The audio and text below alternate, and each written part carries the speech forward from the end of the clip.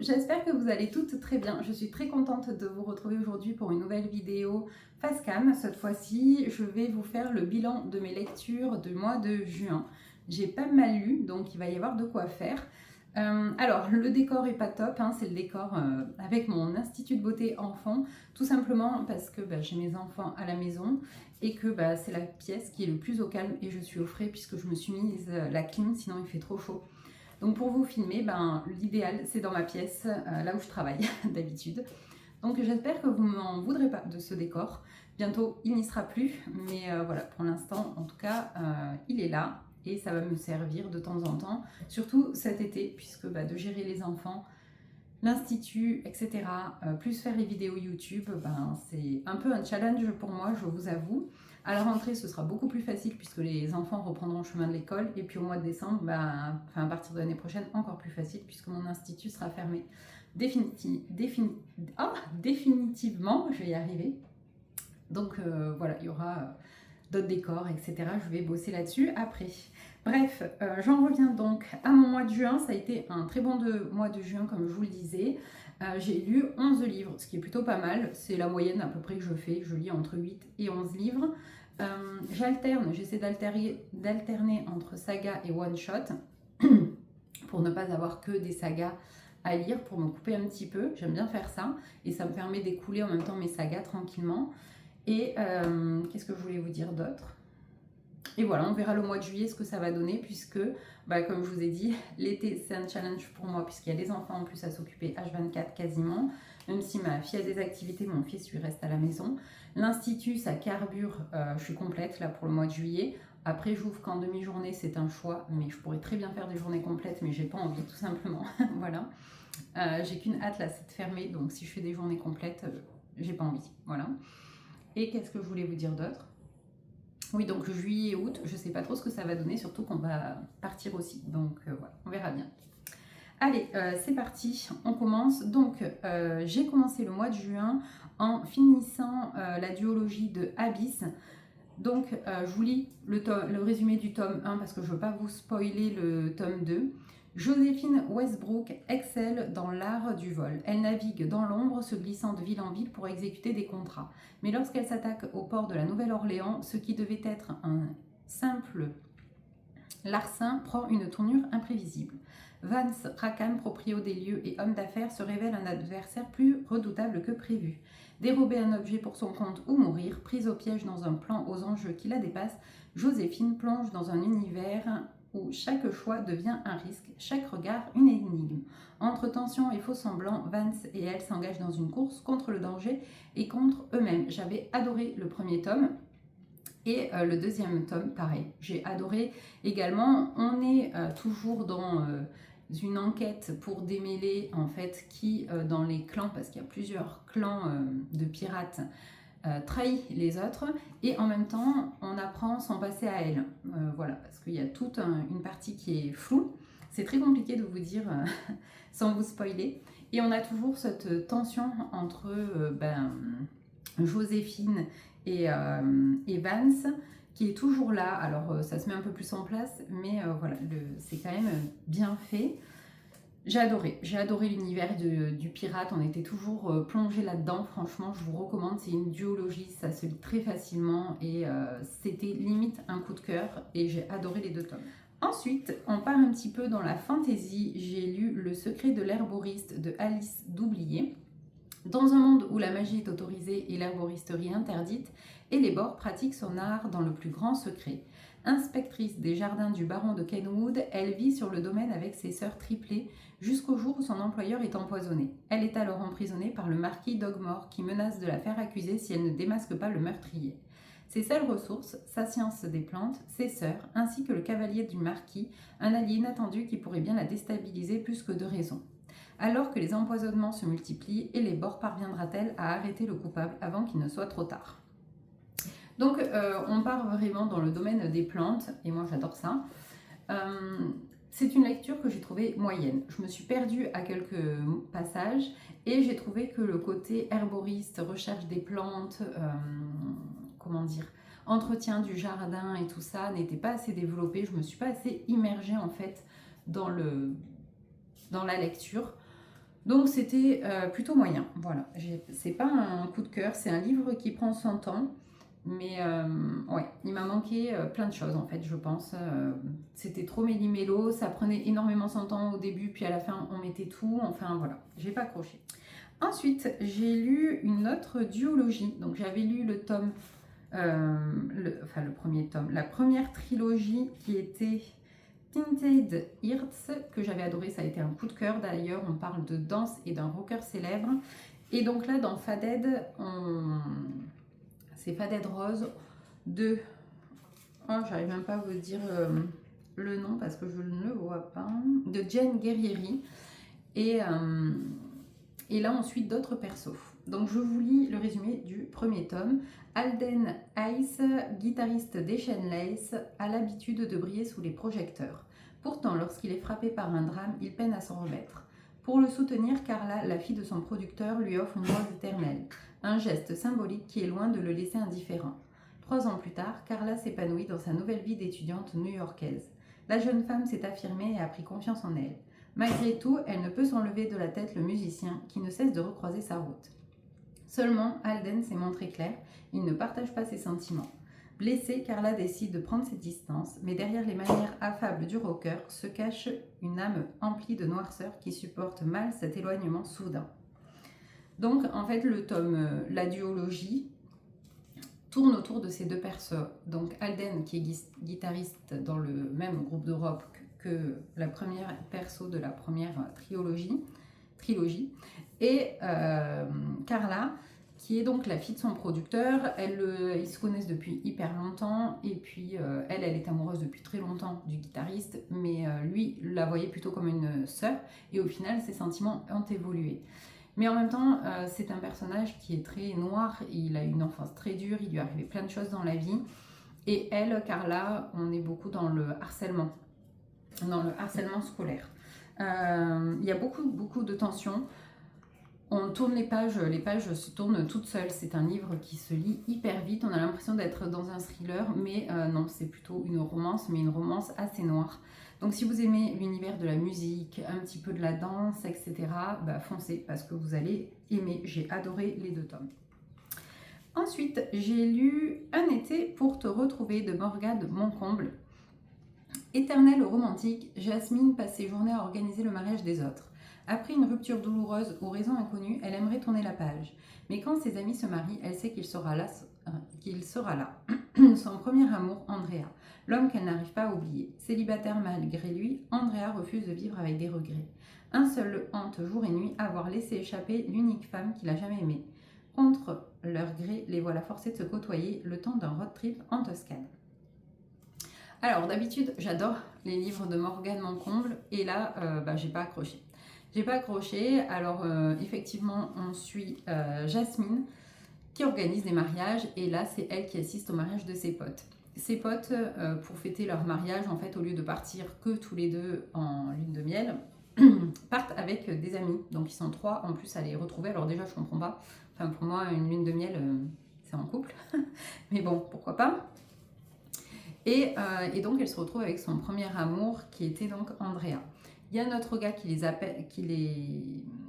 avec eux, je ne me rappelle même plus de comment il s'appelle, c'est pour vous dire si ça m'a marqué. Mais du coup, ce gars-là va lui faire se poser plein de questions en fait. Est-ce que elle regrette en fait son premier amour par confort, parce qu'elle connaît la personne et c'était une routine qu'ils avaient, ou est-ce que ils se projettent ou alors, est-ce que ils ont tous les deux un chemin différent, mais ils n'arrivent pas à passer leur amour derrière tout ça, en fait. Il y a une histoire aussi de maternité là-dedans. Mais voilà, j'ai pas accroché. Bon, je pense que ça se... Même quand je vous le décris, du coup, je pense que ça se sent, ça se ressent. J'ai trouvé plein de choses qui étaient bizarres. Enfin, elle couche avec lui, mais en même temps, ils sont complètement paumés. Mais en même temps, elle est très attirée par, du coup, l'autre gars qui les accompagne. Enfin, voilà. Non, ça n'a pas d'intérêt pour moi. J'ai pas du tout accroché pour celui-ci. Ensuite, j'ai lu, et du coup, je vais vous le présenter en papier, puisque c'est un livre que j'avais acheté avec vous lors d'un vlog.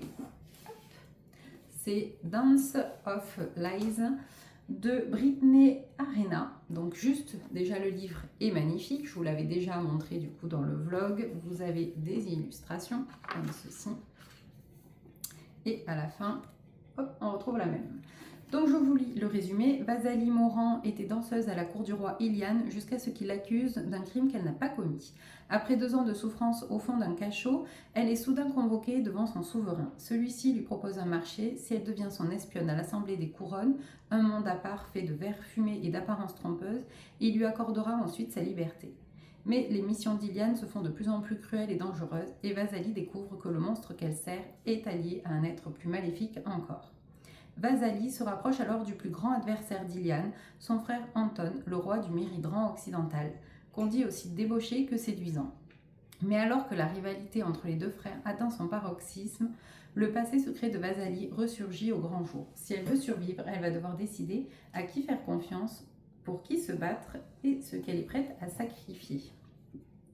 Alors au début, quand on vous présente, quand l'autrice présente une note sur son livre, j'ai bien aimé parce qu'en fait, elle-même a une maladie et du coup, c'est pour ça que le personnage principal, elle n'a pas voulu en faire un perso badass qui a tout pouvoir, qui est hyper forte et tout ça. Alors elle est forte, hein, mais avec des handicaps. Le fait qu'elle soit restée enfermée pendant des années dans un cachot, du coup, ça lui a énormément épuisé son corps. Et elle en a plein de souffrances en fait. Quand elle danse, etc., elle n'arrive pas à récupérer son corps d'avant. Elle est perclue de douleur. Et j'ai trouvé ça bien parce que elle, du coup, elle a plusieurs traumas, l'autrice. Hein. Enfin, traumas, elle a plusieurs maladies. Elle a le syndrome de tachycardie orthostatique posturale. Elle a un SAMA, syndrome d'activation mastocytaire. Un SED, syndrome d'Ehlers-Danlos. Une dystonie neurovégétative, un syndrome de fatigue chronique et une maladie de Lyme. Donc elle a beaucoup de handicaps, cette autrice, et c'est pour ça qu'elle voulait faire un perso qui avait également des souffrances pour changer un petit peu, on va dire, des filles badass, super bien foutues, à qui tout réussit. Donc voilà, vous avez également une carte, je ne vous ai pas montré. Donc j'ai adoré. J'ai adoré, alors j'avais peur qu'il n'y ait pas beaucoup de moments de danse, puisque moi j'adore la danse, donc vraiment dès qu'il y a un livre de danse ça me parle, mais effectivement ça tourne quand même autour de la danse, on est plongé dedans, la plume est magnifique, on est immergé dans le royaume. Alors après c'est vrai que tout se passe quasiment dans le royaume, j'aurais aimé sortir un peu du royaume pour voir un peu l'univers qu'il y a autour. Là c'est le tome 1, donc à voir ce que va donner les autres tomes. Mais j'espère qu'on va sortir un peu du royaume et découvrir l'univers qu'il y a autour, parce que c'était vraiment magnifique. Le royaume est magnifique, enfin, tout est très bien écrit. Il y a des choses auxquelles on ne s'attend pas. Enfin, moi j'ai adoré, j'ai pas vu les pages passer. Donc si vous êtes fan de fantasy et de danse, foncez parce qu'il est vraiment génial. J'ai trop adoré. Ensuite, qu'est-ce que j'ai lu? J'ai lu une duologie de Inside Mac de Eni Eli. Donc je vous lis le résumé. Vengeance. Eléa n'a plus que ce mot dans le cœur. Depuis 2 ans, elle traque l'assassin de son père et va jusqu'à intégrer la police pour infiltrer le gang qu'elle sait responsable. À la tête de celui-ci, Mac, le chef de cartel dont personne ne connaît le visage, mais qu'elle est déterminée à faire tomber à n'importe quel prix. Un problème de taille se pose lorsqu'elle est acceptée dans le gang, Jay, le dangereux bras droit du parrain. Dernier obstacle à sa vengeance, Eléa tente de le séduire, quitte à se brûler les ailes. Mais le mafieux fait tout pour lui résister. Méfiant, il ne compte pas la laisser s'approcher, ni de Mac, ni de ses propres secrets. Céder à Eléa risquerait de compromettre le plan que lui aussi échafaude depuis des années. Donc en gros, c'est Eléa, son père s'est fait tuer, il faisait partie d'un gang, et il y a la signature du gang qui l'a tué, donc Mac. Le premier tome, j'ai adoré, vraiment. C'est plein de tensions, c'est plein de rebondissements, on s'ennuie pas, c'était génial. Ce que j'ai moins aimé, c'est que les personnages étaient tous magnifiques, hyper bien gaulés, etc. Donc ça, voilà, c'est quelque chose qui m'ennuie profondément dans les livres et que l'on retrouve encore aujourd'hui Et à chaque fois, je vous le dis, mais ça m'énerve en même temps parce que voilà, on peut être un peu ronde, mais hyper jolie. On peut avoir des handicaps et être hyper jolie. On n'est pas obligé de coller au cliché de la femme, les cheveux longs, hyper minces, etc. C'est quelque chose qui m'énerve de plus en plus. Les hommes, c'est tous les mêmes, baraqués, avec des tatouages partout et une barbe. C'est pareil, enfin, il faut sortir de là, de ces clichés. Il n'y a pas que ça quoi qui plaît aux femmes, mais bref. Mis à part ça, l'histoire était vraiment très très bien. J'ai adoré. Par contre, le deuxième tome, je n'ai pas aimé. J'ai trouvé que c'était plus lent, mais qu'à la fin, on jetait tout d'un coup. Tous les rebondissements, les actions, les plot twists étaient à la fin. Et alors, les scènes de smut, mais en veux-tu, en voilà. Alors, dans le premier, il y en avait, mais ça faisait partie de l'histoire et ça m'a pas dérangé. Mais après, il y en avait tellement dans le deuxième tome que j'ai pas du tout accroché. Ça m'a même gâché ma lecture. Je pense qu'il y aura une suite, en tout cas la fin du tome 2 fait penser à ce qu'il y ait une suite, mais je ne le lirai pas honnêtement parce que j'ai pas du tout accroché pour le deuxième tome. Désolée si vous entendez des petits ronflements, c'est ma chienne. C'est ma chienne qui est venue avec moi au frais et du coup qui ronfle. Ensuite, un autre livre que j'ai acheté avec vous, c'est In My Pistachio Era de Emily Collins. Donc, c'est celui qui sent la pistache. Juliette pensait repartir de zéro, quitter Paris, son mec et sa vie bien rangée pour s'installer en Toscane. Son rêve, produire des pistaches, faire du yoga au lever du soleil, écouter Taylor Swift en boucle et s'inventer une existence douce et gourmande, à l'image de son tiramisu à la pistache préférée. Jusqu'à ce Corso entre en scène, producteur d'huile d'olive au charme brut et au caractère bien trempé, il voit d'un très mauvais œil l'arrivée de cette Française qui ose bousculer les traditions. Entre les piques fusent et les regards s'accrochent, le courant ne passe pas, il crépite. Quand un prestigieux concours les oppose, la guerre est déclarée, olive contre pistache, tradition contre modernité, fierté contre désir. Et si l'amour, comme les meilleures recettes, naissait parfois des associations les plus inattendues. Qu'est-ce que j'ai mis? J'ai mis bien, j'ai bien aimé, mais c'était sans plus. Alors, c'est un livre qui prend son temps, on est immergé dans la Toscane, donc ça n'a pas de souci. Après, on ne fait pas comme un road trip. On est immergé dans son univers à elle avec la production de pistaches et lui dans son univers à lui avec la production d'huile d'olive. Pour autant, j'aurais aimé qu'ils développent un peu plus ce côté-là de leur entreprise au final, pourquoi pas elle savoir comment est-ce qu'elle va développer son affaire, comment est-ce qu'elle produit ses pistaches, que ce soit un peu plus informatif, qu'on apprenne des choses sur la production d'huile d'olive et de pistaches. J'aurais aimé retrouver ça dans le livre parce que moi j'aime bien les livres qui nous apprennent en même temps plein de choses, je trouve ça super sympa. Donc j'ai eu ce côté un petit peu... voilà, il me manquait quelque chose là-dessus. Après, j'aurais aimé découvrir un peu plus aussi la Toscane du coup, et partir un peu de leur domaine, sortir un peu de ce contexte-là. Mais non, en fait, on reste dans leur petit village. Et il y a un concours en fait auquel les deux participent. Et j'ai trouvé que ça traînait en longueur. On parle du concours sur pas mal de temps dans le livre, mais en même temps, les épreuves sont assez bâclées. On n'en parle pas forcément. Je sais pas comment vous dire. Mais voilà, on est dans cette atmosphère de concours et en même temps, on voit pas forcément les épreuves dans les détails. Donc voilà, après l'histoire est plutôt sympa, le couple est très mignon, c'est beaucoup de bienveillance. Il y a également le meilleur ami d'Orso qui est en fauteuil roulant et ça j'ai beaucoup aimé parce que je trouvais que ça apportait une petite touche un peu originale au livre parce que c'est pas forcément des persos que l'on retrouve dans les livres. Donc voilà, c'était mignon, mais sans plus. Alors l'odeur m'a fortement dérangée du livre parce qu'en fait on a l'impression que ça sent pas énormément quand on le sent et moi je l'ai pas acheté pour ça parce que clairement c'est pas quelque chose qui m'attire, mais du coup moi je lis avant de m'endormir le soir et du coup je pose mon livre sur ma table de chevet et je trouvais que l'odeur était entêtante pour s'endormir. Vraiment ça m'a énervé, enfin ça m'a pas énervé mais ça m'a gêné pour m'endormir d'avoir cette odeur là artificielle dans mon nez. Voilà. Après, le livre est plutôt sympa. J'ai trouvé par contre que ça fait un peu bas de gamme comment dire, l'impression du livre. Je vais essayer de vous trouver des pages.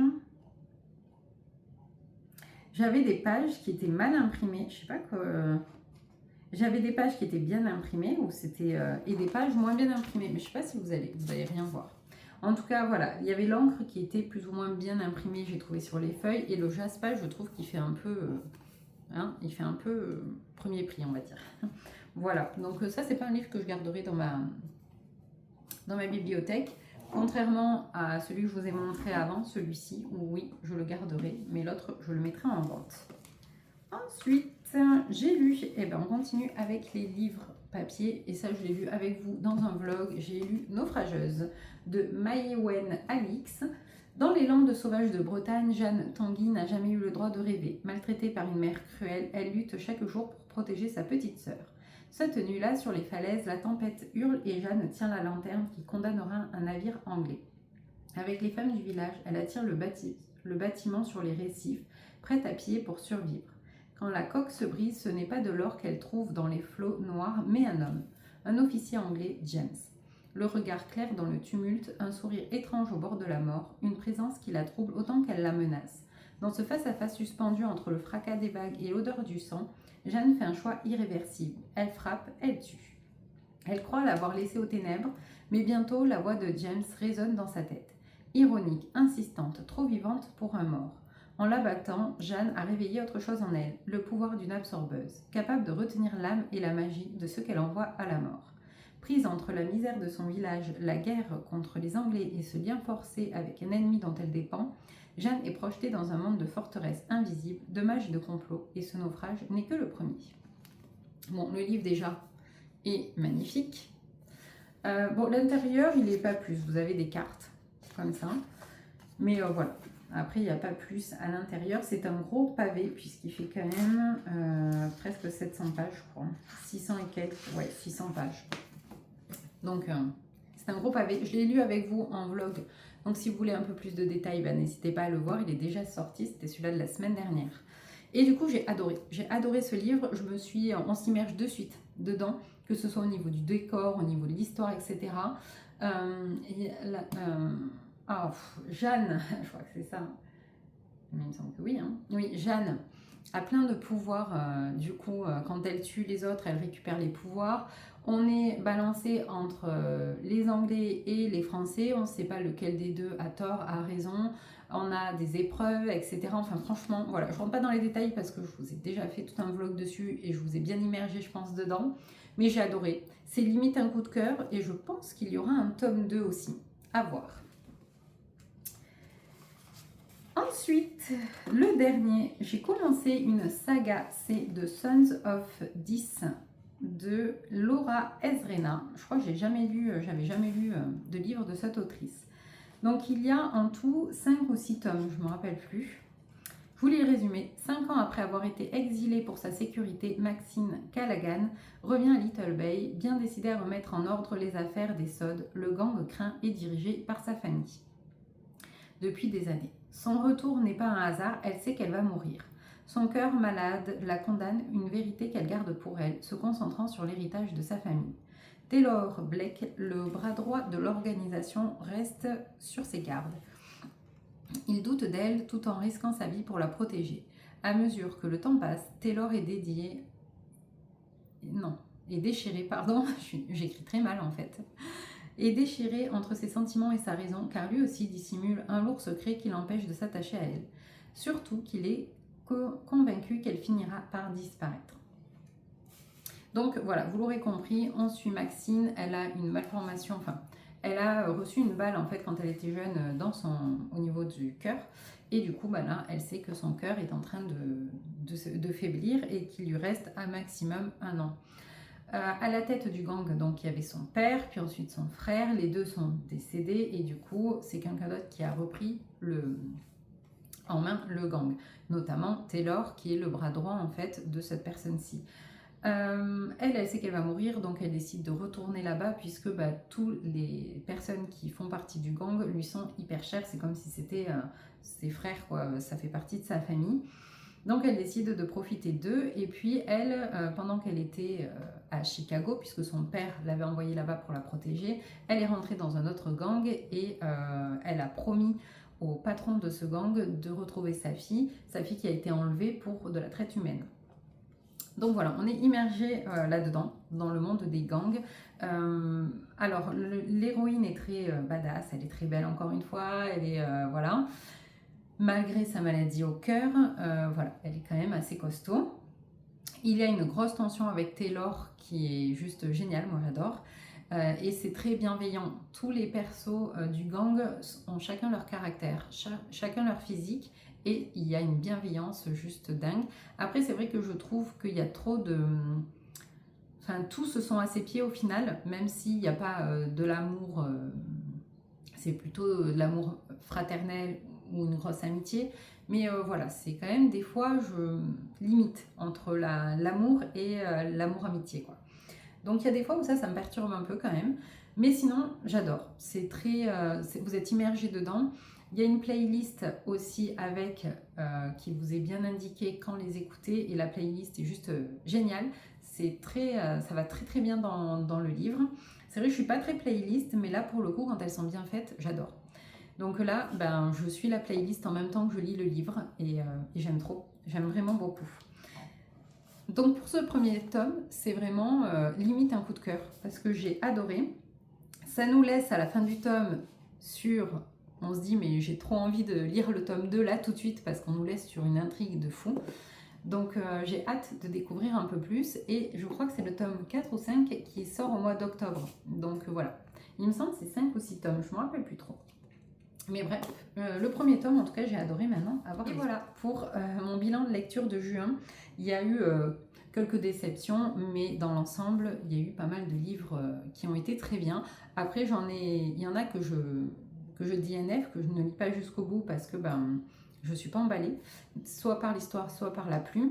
Et c'est vrai que moi, je m'embête pas. J'accroche pas, ça vire. Par contre, je le note pas dans mon carnet puisque des fois c'est des livres que je peux reprendre plus tard parce que c'était pas le bon moment là pour les lire, ou alors moi j'ai pas aimé mais d'autres adorent, donc voilà, ça c'est propre à chacun, c'est pour ça que ces livres là je ne vous en parle pas. En tout cas, j'espère que cette vidéo vous a plu. N'hésitez pas à me dire s'il y en a que vous avez lu, qu'est-ce que vous comptez lire. Est-ce que comme moi, il y en a que vous avez adoré parmi ceux que je vous ai cités. En tout cas, n'hésitez pas à échanger en commentaire, n'hésitez pas à liker, à vous abonner et à booster la vidéo, ça me fera hyper plaisir.